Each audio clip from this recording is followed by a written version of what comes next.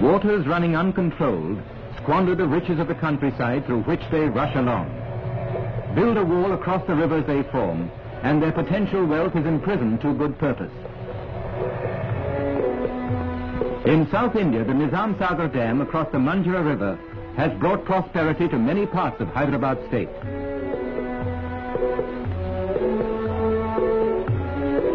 The Krishna Sagar Dam on the Kaveri is responsible to a great extent for the progress of Mysore state.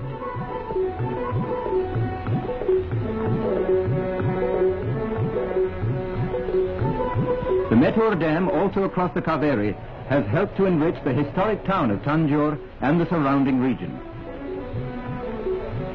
A few hundred miles away from Tanjore flows the Tungabhadra through the remnants of the famous forgotten empire of Vijayanagar, an empire that flourished some 4 centuries ago. But in the days to come, this deserted land will flourish once more, for the Tungabhadra holds the key to its prosperity. The 1st July 1953, a red-letter day in the achievement of the 400 million rupee Tungabhadra project. Today takes place the opening of one of the canals that leads off from the dam. The honor of ushering the waters into the new canal falls to the oldest inhabitant on hand, a humble peasant who, like so many others, stands to gain much from this giant scheme.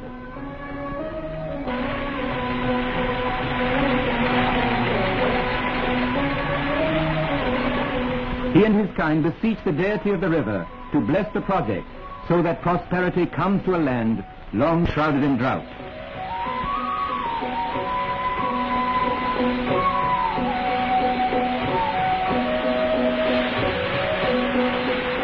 Since the dawn of time, the Tungabhadra has run its course through this arid land of scrub and stone. Why has the land then not blossomed into fertility? Herein lies our story. The river gets its name from the confluence of the Tunga and the Bhadra. Their waters mingle near Kudali village, 8 miles from Shimoga in Mysore state. Tunga and the Bhadra are fed by the copious rains of the southwest monsoon. But only a modicum of these abundant waters was ever utilized in the plains, where the rains average only 20 inches annually. In the 19th century, famine occurred 10 times in this area, while from 1900 to 1940, 8 famines have been recorded. These manifestations of misery are due to a lack of rainfall and a lack of opportunity to tap the river waters. The people suffered in Rayalaseema because of the water shortage.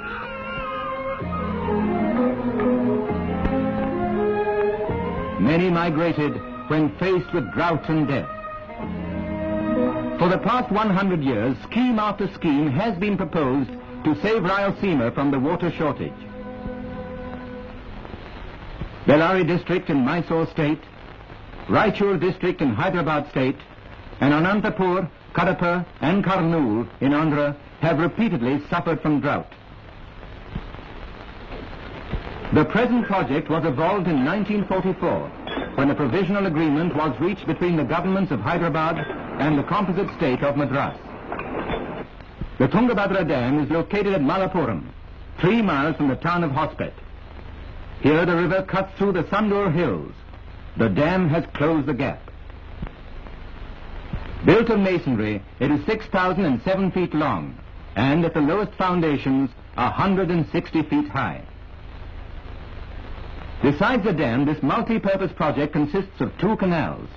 The one on the Andhra-Mysore side, 217 miles long, will irrigate about 250,000 acres. The other in Hyderabad, and 127 miles long, will irrigate 570,000 acres. The reservoir formed by the dam has a water spread of 146 square miles.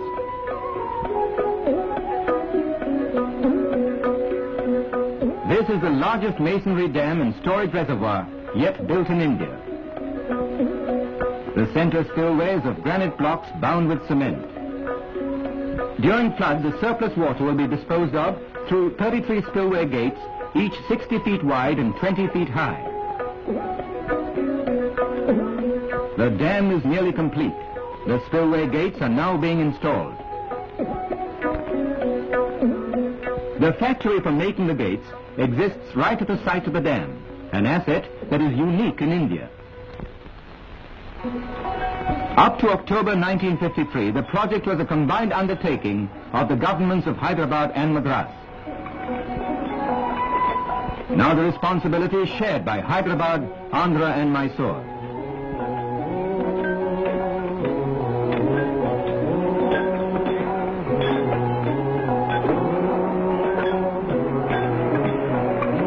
The planners, the engineers, the entire personnel of this project are Indian. All these men from the different states have worked throughout as a harmonious team. It has been a unique experiment in state cooperation, in joint planning and construction, proving a success beyond expectations. The Tungabhadra project is mainly concerned with irrigation, but the water will also be used for generating hydropower. The total power generated on the Andhra-Mysore side and the Hyderabad side will be 108,000 kilowatts.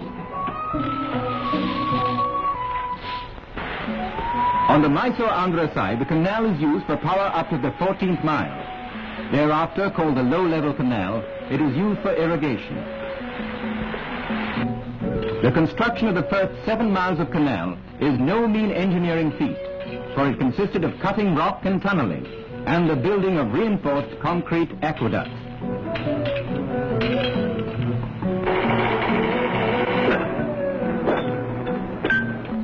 A 165 such aqueducts and under-tunnels had to be built.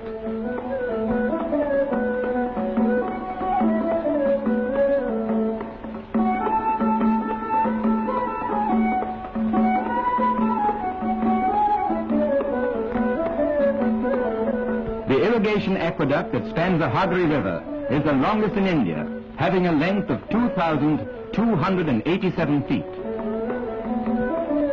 The Ramasagaram tunnel through which the canal passes is 1,120 feet in length. The canal on the Hyderabad side runs through rugged terrain for the first 19 miles. Further on, the canal negotiates the final range of hills by means of a tunnel 3,530 feet long. The two canals command a total gross area of nearly 2 million acres, of which over 800,000 acres will be irrigated. On the Mysore-Andhra side, a unique scheme has been evolved for growing crops. Called the dry-cum-wet scheme, it is the outcome of 12 years of research. By adopting such a scheme, crops like cotton, jowar, wheat, maize and sugarcane have been grown with great success.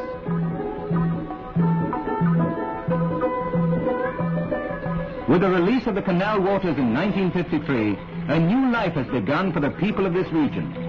The long barren lands have blossomed for the first time in centuries.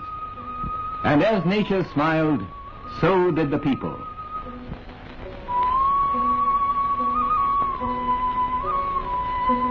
In less than 2 years, freedom from famine has become reality.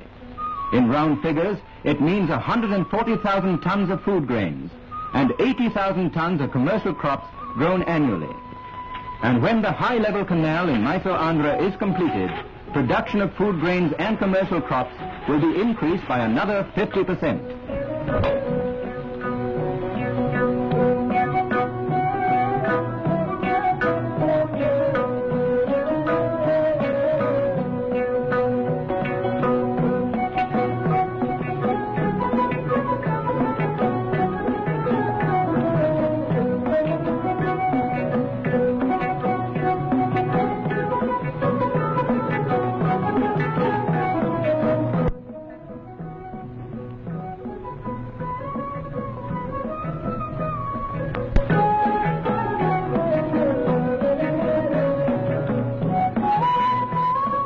These multi-purpose projects, built by the concerted will and energy of our people, shall bring blessings untold to future generations.